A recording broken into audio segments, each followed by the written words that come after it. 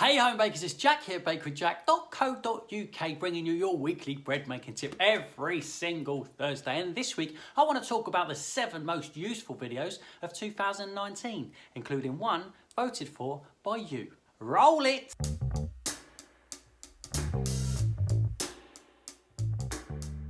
Hello there and welcome back to the Bake with Jack YouTube channel, where I share with you a little bit of my bread making expertise every single Thursday. There's been a lot of videos this year in 2019, and if you're new here, you might feel a little bit overwhelmed by them all. Like, where on earth do you start? Well, this week I want to go down the 7 most useful videos of the year. And the one right at the end is the one that you voted for in the YouTube community tab, and also by the number of views. You probably already know what that one is, but the first 6 I've hand-picked and categorised depending on your level of expertise, where you're at with your bread making now, and where you want to go in the future. Let's go with number 1. The first category is for beginners beginning. Those of you out there just at the start of your bread making journey, you might be experiencing a lot of fear, a lot of doubt and a lot of worry before you take your first step. And I've chosen this video because it's one less thing for us to worry about. It's video number 120, Can I Overwork My Dough by Hand? This was an epic video that I soon regretted having the idea for as soon as I started filming it. But the point is, I wanted to find out whether it was possible to overknead my dough by hand. So I put it to the test. I thought it was going to be so easy. I was going to overknead the dough by hand and show you exactly what overkneaded dough looked like, but it didn't work out that way. If you're a beginner beginning, have a start with video number 120, Can you overwork dough by hand?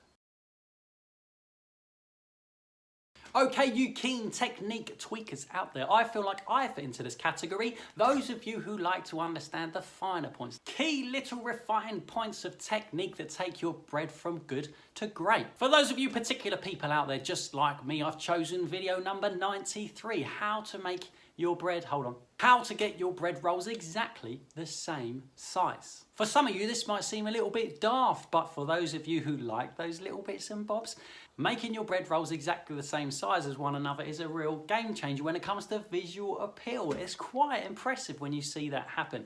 Instead of rolls all different sizes, you get rolls all exactly the same size. It's really pleasing to the eye, and people look at it and think, wow, you did that. Video number 93 has a lot of little tips that will help you really refine your technique if that's for you.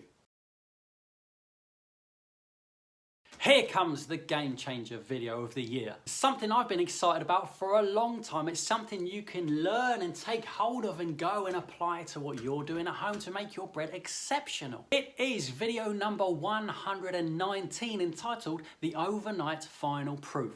This video holds the key, this secret to the overnight great white, which is in recipe form on my blog in full. It's a loaf I've been making overnight for the last few years after I've hosted a course and I've got dough left over.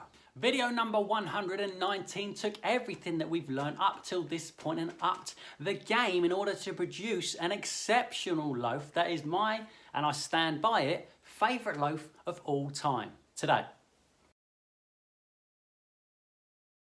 Here we go, you sourdough lovers out there. I could have taken the easy route on this one and chosen video number 101, which is the sourdough recipe start to finish. But I feel like what is more important and what is more valuable is to remove barriers between people and sourdough. There is so much stuff that will put you off making sourdough the first time around just by reading a recipe or watching someone's video. There's so much overwhelming information that will probably put a stop to your excitement for sourdough straight away. And so the sourdough video I've chosen for you sourdough lovers out there is video number 114, 7 sourdough myths busted. And I talk about the things that have the potential to put you off straight out of the gate. Things I hear time and time again that are, for the most part, unnecessary. Things that you have to do, hoops that you have to jump through that probably you don't really need to do and you don't really need to jump through. You can make good sourdough bread, excellent sourdough bread, having watched video number 114. Get excited about it. Remove those barriers. 7 sourdough myths busted. This next video I want to talk about is the crowd pleaser, the one that I believe applies to all. Whether you're making yeasted breads, whether you're getting in depth and making baguettes and ciabattas, or whether you're in the sourdough category, or whether you're doing both, or whether you're trying to learn anything at all. Perspective plays a huge part in the success of your bread in your mind. You have to keep your expectations real and not focus too much on the imperfections. And that's why the crowd pleaser video of the year I've chosen to be video number 121. It's not a problem until you give it a name. Every once in a while there'll be a video like this of me having a chat about perspective, about expectations, or about stuff that's on my mind and things that I think are important. I think this applies to everything you try and achieve in life, not just in bread, and that's sometimes why bread is such a good lesson for us all. Whatever your ability, wherever you're at, have a look at video number 121. It's not a problem until you give it a name, because I think it's useful for all. Okay, my pick for the year is a bit of a cheap one. Before we get onto your pick for the year, my pick for the year is a trilogy. It's the Back to Basics Yeasted Bread Trilogy. I love making this video. I think it's packed full of information. And if you're in that mood to sit down and watch a 3-part yeasted bread trilogy, check out videos number 111, 112 and 113.